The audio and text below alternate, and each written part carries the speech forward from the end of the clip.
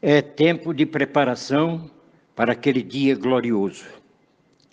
E digo isto a vós outros que conheceis o tempo.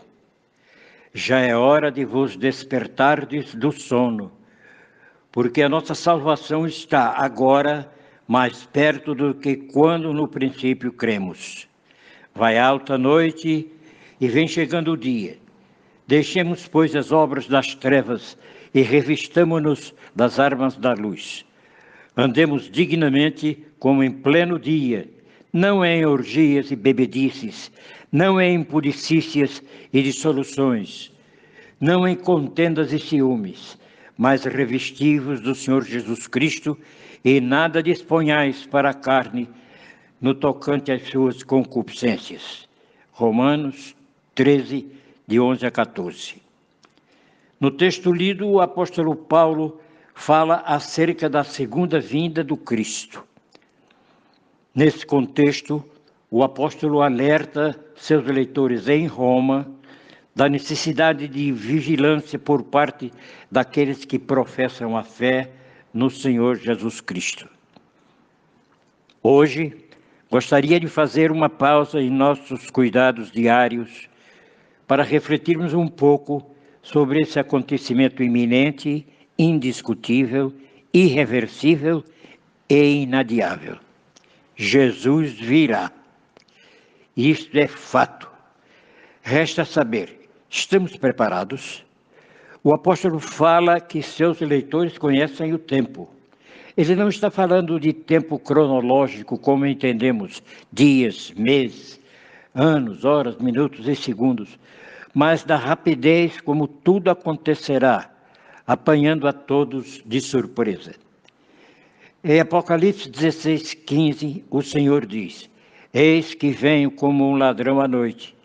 Bem-aventurado aquele que vigia e guarda as suas vestes, para que não ande nu e se veja a sua vergonha. Paulo está falando também dos sinais à nossa volta que são ecos desse acontecimento. Assim como aprendemos pela experiência a discernir os sinais do mundo físico, como, por exemplo, se vai chover ou fazer sol, é preciso que aprendamos também a discernir os sinais espirituais que apontam para essa vinda iminente. Em Mateus 24, 32 e 33, Jesus diz: Aprendei, pois, a parábola da figueira. Quando já os seus ramos se renovam e as folhas brotam, sabeis que está próximo o verão. Assim também vós, quando virdes todas estas coisas, sabei que está próximo às portas. As mensagens escatológicas são pouco ouvidas em nossas igrejas.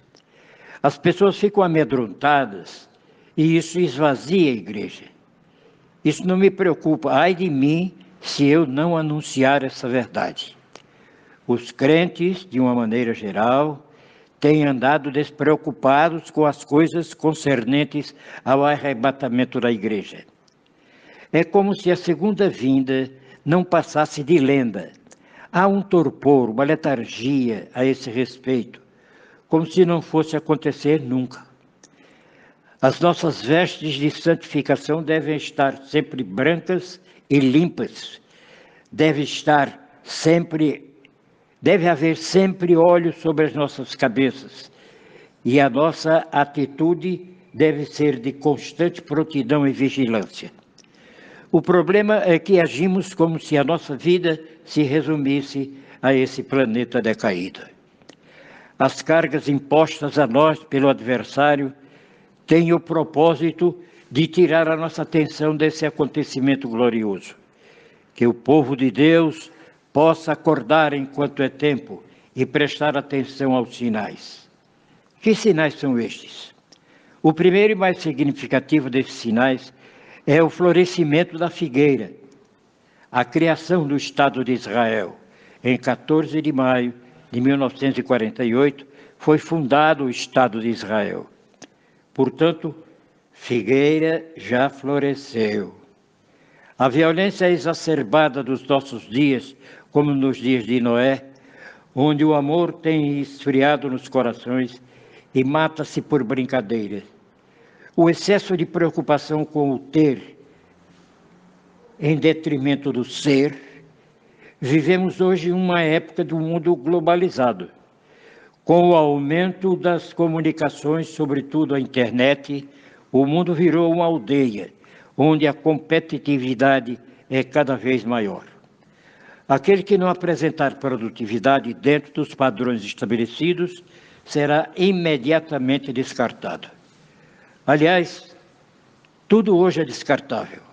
Coisas, pessoas, especialmente os relacionamentos. Ninguém quer investir em nada, nem em ninguém. Não serviu, joga fora. Esta é a filosofia dos nossos dias. Através do Evangelho segundo Lucas, Jesus chama atenção sobre isso. Aqui ele diz: acautelai-vos por vós mesmos, para que nunca vos suceda que o vosso coração fique sobrecarregado com as consequências da orgia, da embriaguez e das preocupações deste mundo, e para que aquele dia não venha sobre nós repentinamente como um laço.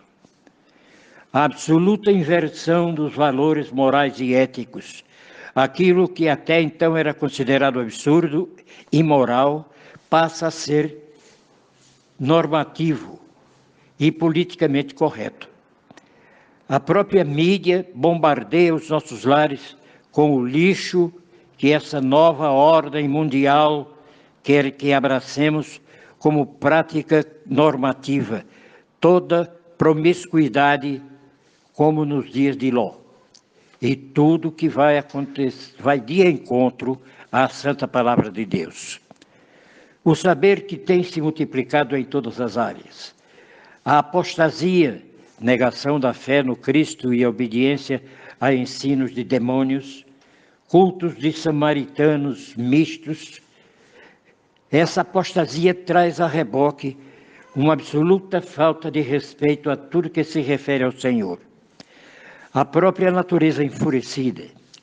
Nunca se viu tantos tornados, terremotos, tsunamis, fome em toda parte, guerras e rumores de guerra. A palavra de Deus nos tem alertado quanto ao tempo, os sinais. Será que temos considerado estes sinais? Atentemos para as 3 advertências paulinas. Primeira advertência: acordem, despertem do sono. O texto fala de vigilância e prontidão. Se não tivermos acordados quando o noivo chegar, seremos deixados para trás, como as virgens tolas de Mateus 25. É preciso vigilância, prontidão e, sobretudo, com os filhos da luz. Precisamos rejeitar as obras das trevas, porque Deus não nos destinou para a ira vindoura, mas para a eternidade com Ele. Segunda advertência: purifiquem-se. A ordem aqui é abandonar as obras das trevas e se revestir das armas da luz, deixar o mundanismo, as orgias e bebedices, as impudicícias e as dissoluções, as contendas e os ciúmes. Paulo propõe: andemos dignamente. Se somos realmente filhos da luz, andemos como tais. Que sejamos luzeiros no meio de uma geração pervertida e corrupta. Em 1 Tessalonicenses 5:22, Paulo é mais enfático ainda e diz: abstende-vos de toda aparência do mal. É preciso deixar que a palavra de Deus nos liberte de todos os laços e apetites malignos que fazem guerra contra o Espírito de Deus em nós. A libertação passa pelo nosso querer, isto é fato. Quando há temor do Senhor, quando levamos a sério a santa palavra, a libertação acontece.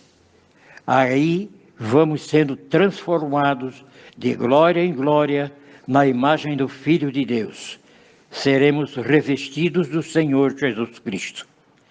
Terceira advertência: cresçam e se fortaleçam.